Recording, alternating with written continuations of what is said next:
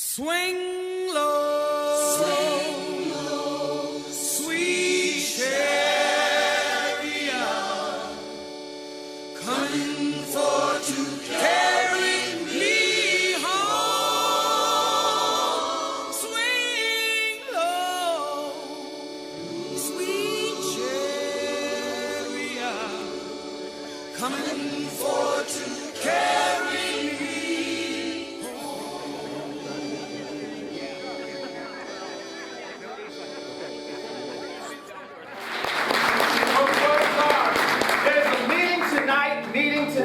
Meeting on the old campground. Meeting tonight, meeting on the old campground. There's no words in here. We gotta watch me, watch us. Alright? Alright.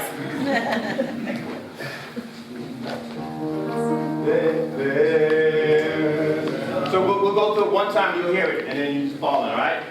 There's a meeting tonight, meeting on the old campground. Meeting tonight, meeting on the old campground. Y'all join us?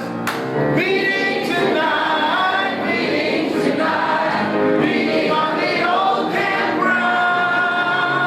Meeting tonight, meeting on the old campground. Singing tonight, singing on the old campground. Singing tonight, singing on the old campground. Rain tonight, praying on the old campground. Rain tonight, praying on the old campground. Moaning tonight, moaning on the old campground. Moaning tonight, moaning on the old campground. Now we're gonna go to the bridge. It goes. They moan just like this. Hallelujah. Hallelujah. Gentlemen, when you can sing the hallelujah. Alright? They moan just like this. Hallelujah. Hallelujah.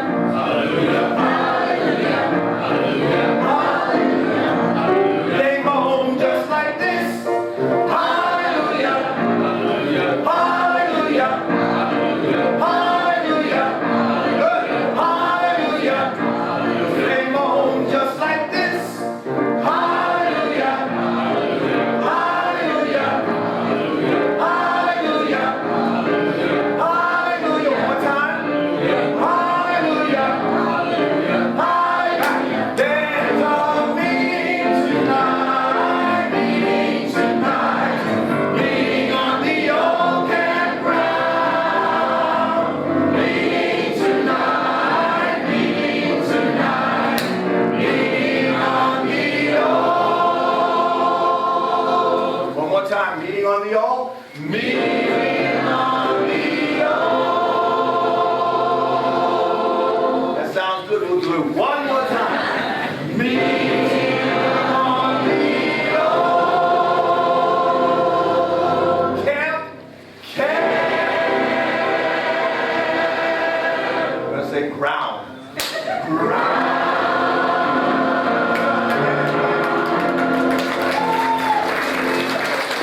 Maybe you haven't been to Auburn in a little while. If you've never been, now's the time to come back. What a great day to celebrate a remarkable friendship and relationship. Please come to the Stewart House, come to the Tubman House, and learn even more about these two remarkable lives intertwined.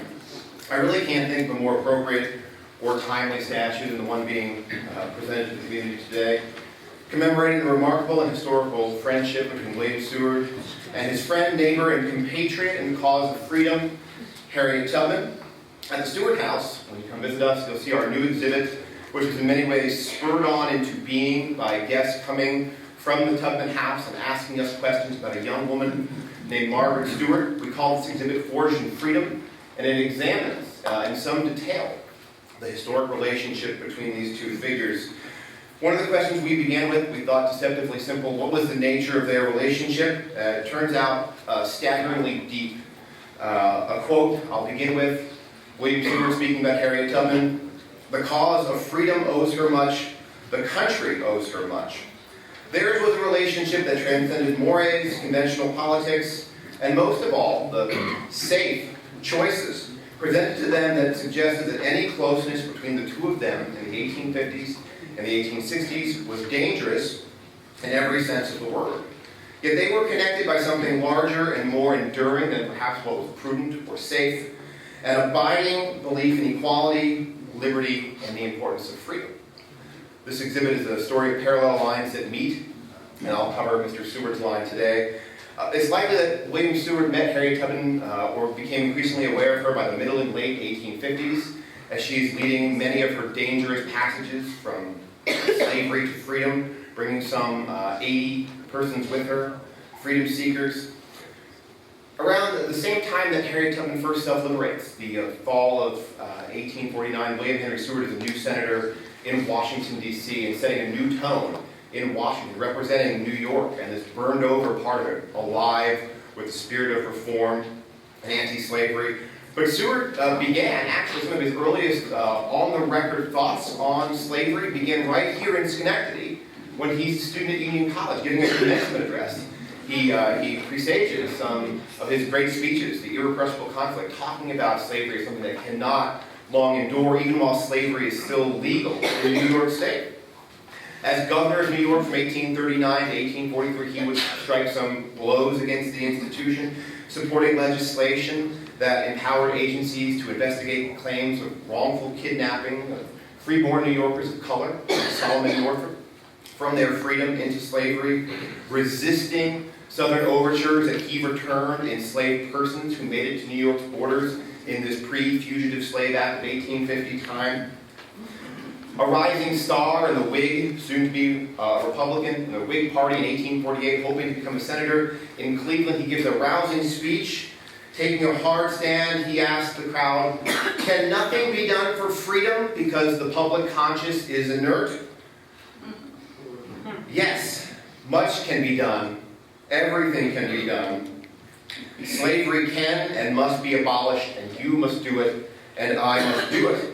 For the decade that followed in the 1850s, he continues this line of argument in Washington, even while Harriet Tubman is taking those many dangerous journeys. In 1850, his so-called maiden speech before the Senate floor declares his beliefs in a higher law than the American Constitution. He argues to his colleagues, "I am opposed to any compromise in any and all forms which has been proposed because I think all legislative compromises with slavery radical, wrong, and essentially vicious. Hence this higher law." While serving in the U.S. Senate, shocking many colleagues, the radicalism of his rhetoric, at home in Auburn, his wife, Frances Seward, is opening her doors to be a stop on the Underground Railroad, the network to freedom. Mr. Seward himself is home in the fall of 1855 when two freedom seekers arrive, and he writes in one of the few letters in which he recounts this decision, "The Underground Railroad works wonderfully. 2 passengers arrived here last night. By the late 1850s, Tubman and Seward finally came into contact, likely through her efforts on the anti-slavery speaking circuit, common ground in their involvement in the Underground Railroad. In 1859, as already been said here today, Ms. Tubman and the Seward family come to terms on a 7-acre farmstead. You're going to hear more about that today, I'm sure, from Reverend Carter. There were some reasons why perhaps it was imprudent for Seward not to do this. In fact, one of Harriet Tubman's friends suggested that he had handed his political enemies a weapon with this decision because he is soon to be a major candidate for the presidency. He is suddenly taking some evasive maneuvers in Washington, striking a more moderate tone, looking to be electable, but still he makes this decision with his wife's support, his family's support. In fact, it's probably fair to say his wife demanding that he do this. The land transaction that brings Harriet Tubman to Auburn, all the places she might have decided to settle when bringing her parents from St. Catharines, Canada. She chooses Auburn. And we think she chose well to invest some degree of trust. She was making a dangerous choice too. The Fugitive Slave Act of 1850 still presided over all that she did, every move she made was cloaked in danger. She made a stunning, momentous series of choices in the years that followed. In the spring of 1862, she returns to Auburn before going south to serve and fight in the war, bringing a young girl in tow named Margaret Stewart, perhaps a niece of Miss Tubman's. The relationship has remained elusive to us, even with all the work we've done to try to suss it out. What is clear is that Tubman loved this young woman dearly and entrusted her during her time in the South to the care of the Stewart family. She lives with the family at 33 South Street. I brought some brochures from the Stewart house today. You can get all that information. My wife's got them right there. Come in, visit, and learn more. What I want to leave with, without giving away all these great stories, is some information about what that must have been like. Margaret's daughter Alice grew up, lived in Auburn, and for a while recorded some of her memories of knowing her mother and Harriet Tubman. And she wrote once, I suppose, Tubman thought of her white friends in the North and decided to place her dearest possession in their hands. Her dearest possession in the Stewart hands. I think we can see why a statue like the one we're going to see today is so important and so appropriate.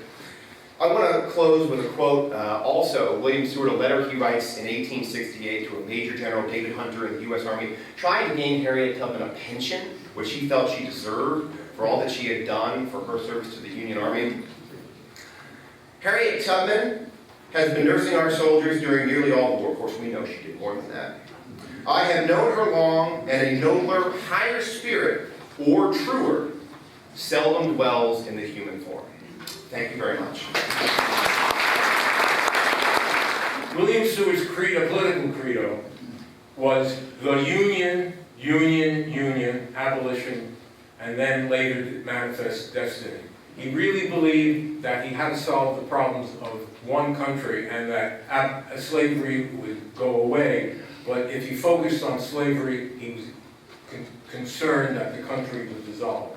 This position didn't stand him well with the radical abolitionists, including his wife.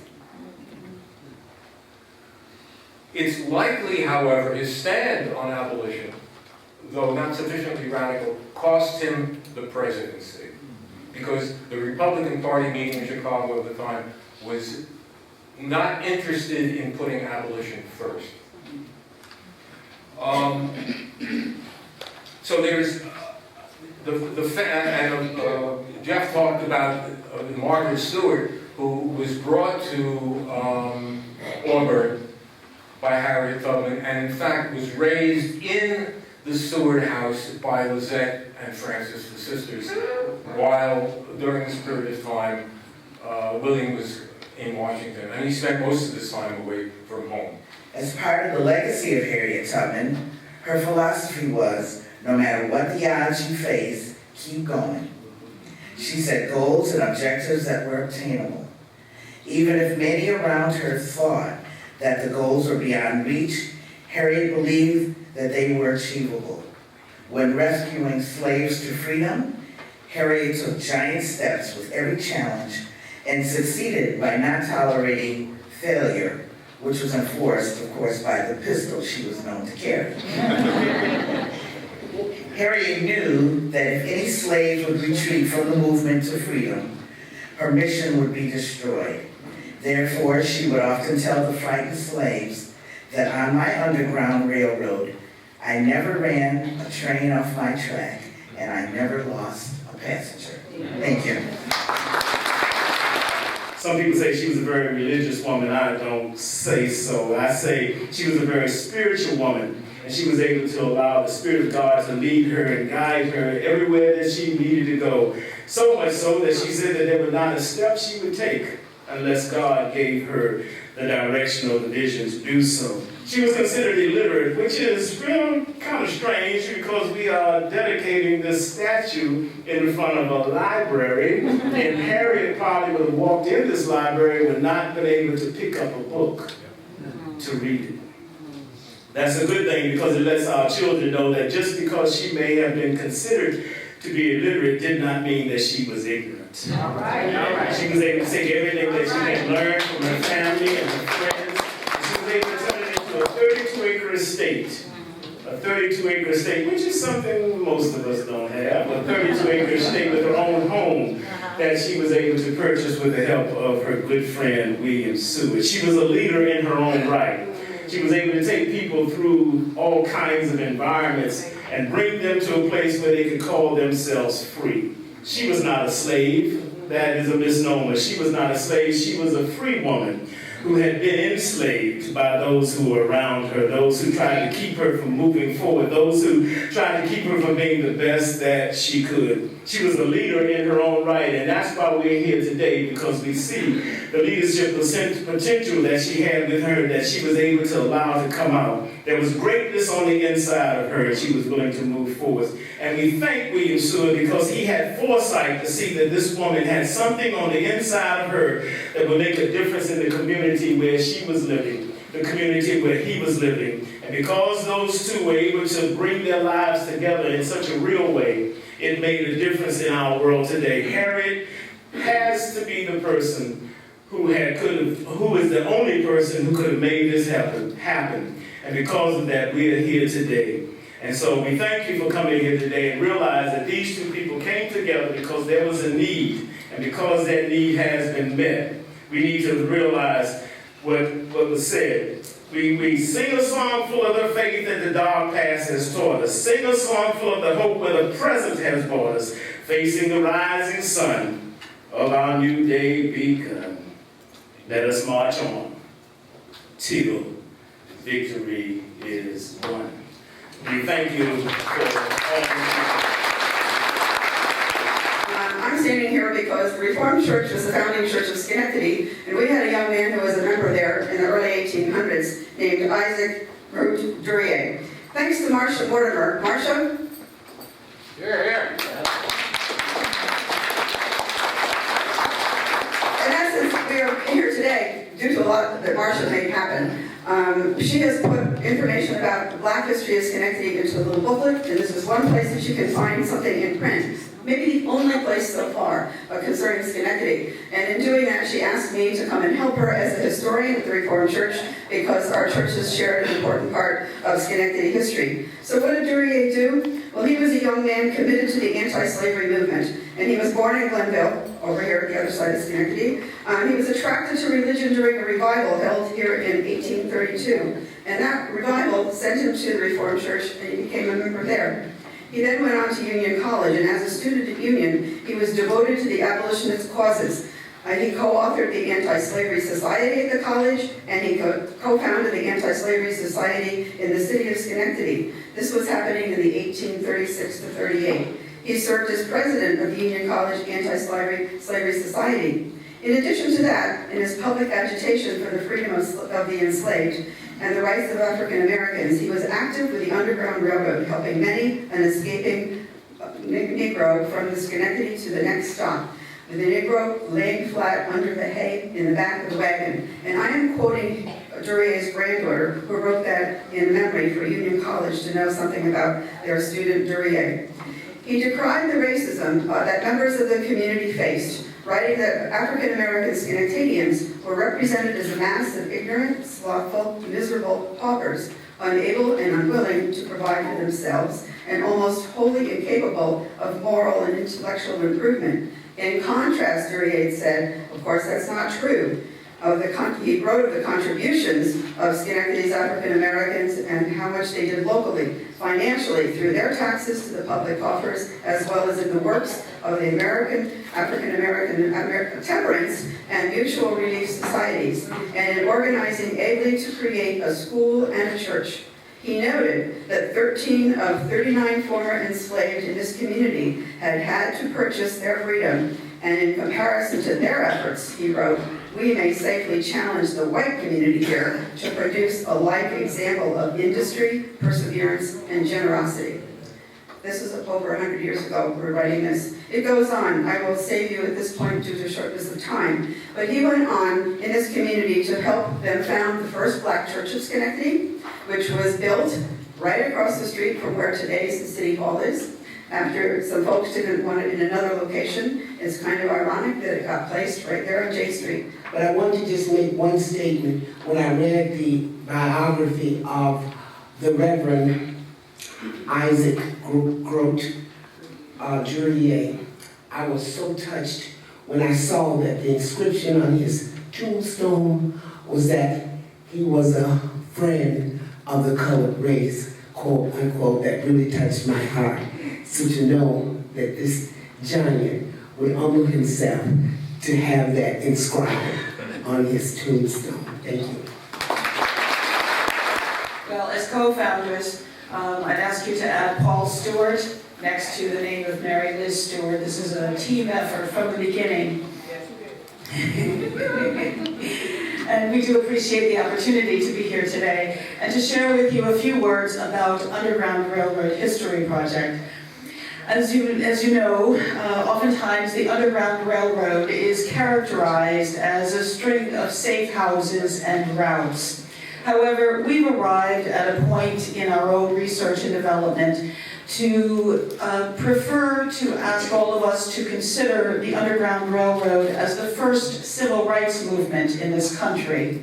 And as such, it was the first civil rights movement that enslaved African Americans used of their own volition to gain freedom in the 19th century. The capital region of New York State was visited by thousands of enslaved people seeking freedom in years before the Civil War. Underground Railroad History Project seeks to acknowledge the Underground Railroad movement in our region, in our state, and in our nation, to raise awareness about and stimulate interest in this little recognized and inspiring part of our history, our American history. So the Myers residence, which is one of the most conspicuous projects that we are doing, the Stephen and Harriet Myers residence in Albany, New York. It's a documented Underground Railroad site. It's on the National Register of Historic Places. It's a member of the National Park Service Network to Freedom.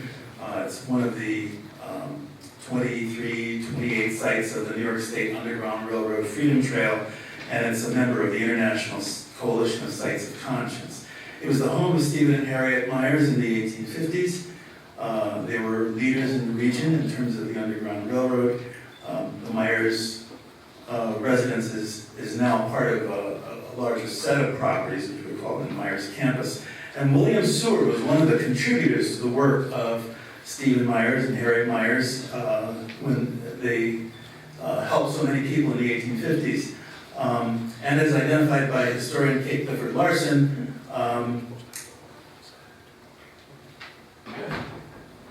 Harriet Tubman identified Stephen Myers and Harriet Myers as the people to whom she depended when she was coming through the region on her many trips. And so the Underground Railroad History Project is honored to be a collaborator in this project of creating and erecting the statue that honors the important role of Harriet Tubman and William Seward together in friendship. Hello, everybody. I'm just so thankful that I've been able to see this similar event occur here in Schenectady. I look at this statue as a very important teaching tool.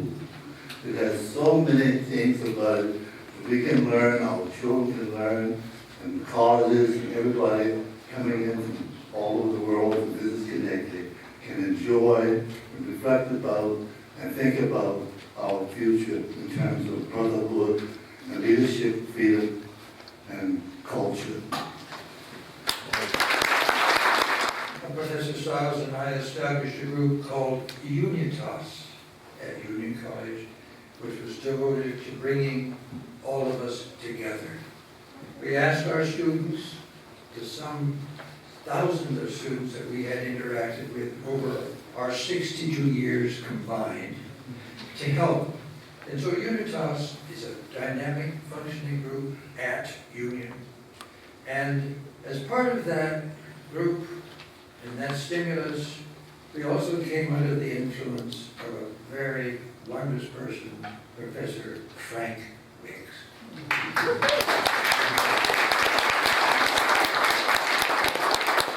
And Frank has led us into a wondrous domain. I think one of the proudest things of my own life will be the unveiling of a statue, two statues, that we will eventually see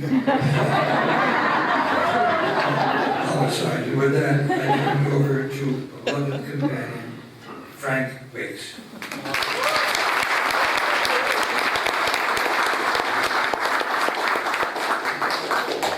It must be Providence is something we, I don't believe in astrology, but what we have right here is one of the superstars of the area. So, and the other thing, what kept me going was a big idea 3 years ago, and I started explaining the story and the theme, and I heard thousands of times I didn't know that, and it's being able to talk to someone and hear them say I didn't know that is what kept me going. We had a statue to show people that didn't know it, now know it. I will be brief and say that I'm very pleased and honored to have had this opportunity to try to give a sense of life, to recreate, in a sense, an image of two outstanding people. In my career, I've had the opportunity to create a lot of heroes, and I think, I hope you agree today that it's happened again. Thank you very much. And I also want to say thank you to the team that put this together. They've been most cooperative, and particularly Frank Wicks, of course, Carl George, Twitty Stiles, and the many others. Brian Merriam, who was with me on the Edison and Steinmetz. What we're going to unveil here shortly, it shows the importance of public art. It allows us to recognize the significant contribution of individuals, in these cases, not only within our community, but their influence across the country, and really the changes that they brought about. And so it takes that, recognizes it, but allows us to project their presence into the future. And so it becomes a learning tool, it adds value to this community. I'm thankful, again, for Brian for your work, Frank, you and Professor Stiles and Professor George for your tenacity in putting this together. Just so proud to have it part of the fabric in the city of Schenectady. And with that, Jack, I'll turn it back to you and we can head outside. Okay.